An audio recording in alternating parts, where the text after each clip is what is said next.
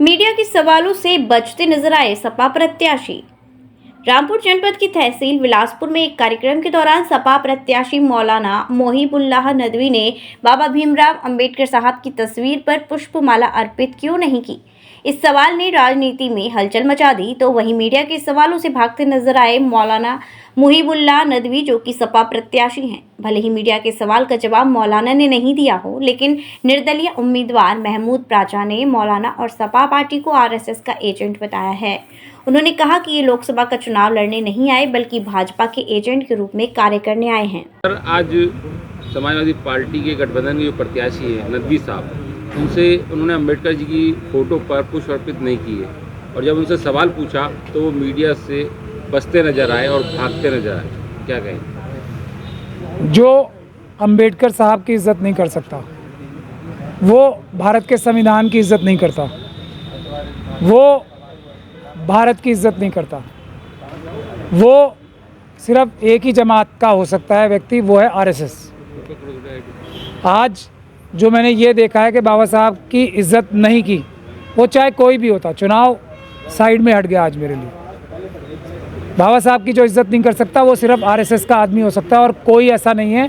क्योंकि बाबा साहब ने महिलाओं को इज़्ज़त दी, बाबा साहब ने गरीबों को इज़्ज़त दिलवाई, बाबा साहब ने एससी, एसटी, ओबीसी सारी माइनॉरिटीज़ के लोगों को इज़्ज़त दिलवाई। बाबा साहब ने एक वोट का अधिकार देके इंसान को इंसान के बराबर किया। यही तो कुरान की सीख है। इंसाफ और बराबरी कुरान ने सिखाई। तो मुझे नहीं लगता जो बाबा साहब की इज़्ज़त नहीं कर सकता, वो किसी भी चीज़ की इज़्ज़त कर सकता है। वो देश का भी गद्दार है, वो संविधान का भी गद्दार है, और वो हम सब समाज का भी गद्दार है। वो किसी का सगा नहीं हो सकता जो बाबा साहब की इज़्ज़त नहीं करता। ये बात तय है, और ये चीज़ सिर्फ वही कर सकता है जिसकी ट्रेनिंग आरएसएस के अंदर हुई हो, और कोई नहीं कर सकता है काम। अच्छा, गठबंधन के लोग कह रहे हैं कि हम संविधान बचाने के लिए लड़ रहे हैं, एक साथ आए, और ये जो है संविधान निर्माता का किस तरीके से फूल नहीं चढ़ाए और बगैर जवाब दिए चले गए। क्या मानते? मैं कह रहा हूँ ना, ये जो मजहबी आज़ादी दी है, ये बाबा साहब ने दिया, इतनी मुश्किल लड़ाई करके। आर्टिकल 25 से 30 तक जो दिया है ना, ये बाबा साहब ने दिया है।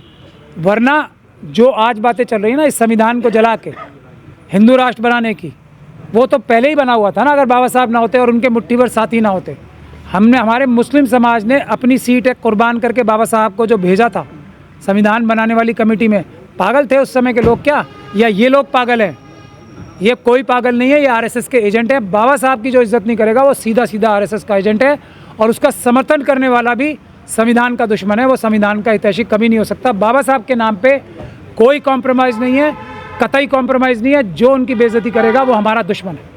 आप नदवी साहब को क्या संदेश देंगे? नदवी साहब को अब आरएसएस से ट्रेनिंग लेनी बंद कर देनी चाहिए। अब आज मेरा ये चीज़ देख के मुझे बहुत ज़्यादा दुख भी है, परेशानी भी है। बिल्कुल, जो यूसुफ लुलू हैं, जिन्होंने टिकट दिलवाया उन्हें, वो भी आरएसएस के आदमी हैं।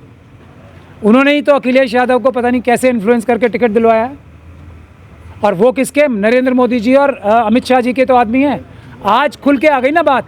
यही बदतमीज़ी कराने के लिए, यही देश के सभी बहुजनों की बेइज्जती कराने के लिए टिकट दिया था क्या? बाबा साहब की बेइज्जती करेंगे? इस देश में रहने का अधिकार नहीं है किसी को भी जो बाबा साहब की बेइज्जती करेगा। Just one telecom mobile repairing, parts एवं मोबाइल एक्सेसरीज के थोक विक्रेता। हमारे यहाँ कुशल इंजीनियरों द्वारा हर प्रकार के Samsung, iPhone, Nokia, Vivo, Mi, Honor, Oppo, Motorola आदि मोबाइल की बेहतरीन रिपेयरिंग की जाती है। अब आप अपना मोबाइल रिपेयरिंग कराएं विद ओरिजिनल पार्ट्स के साथ। जस्ट वन टेलीकॉम, हमें आईफोन स्पेशलिस्ट, हाईवे प्लाजा के सामने, मंडी चौराया, मथुरा।